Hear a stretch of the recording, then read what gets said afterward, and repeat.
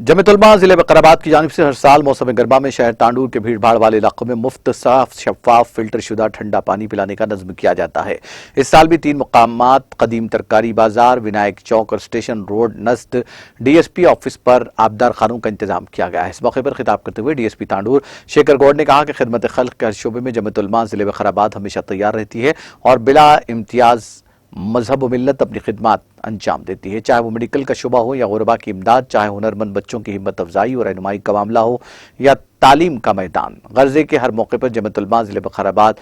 पेश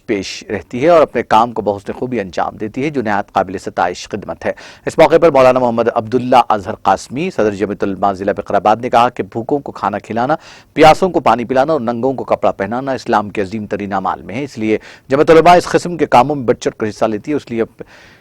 उसे अपने लिए सआदतमंदी समझती है। कदीम तरकारी बाजार में सदर जमियतुलमा जिले विकाराबाद के हाथों और डीएसपी ऑफिस पर डीएसपी तांडूर शेखर गौड़ ने, जबकि विनायक चौक पर एसआई तांडूर ने आबदार खानों का इफ्तिताह किया। इस मौके पर अराकीन जमीयत, मावनीन और मुहिब्बीन जमीयत के अलावा मुकामी अहबाब मौजूद थे।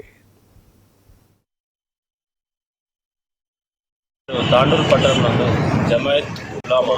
వారి ఆధ్వర్యంలో తాండూరు పట్టణానికి తరచూ తాండూరు మండలాల నుంచి వచ్చే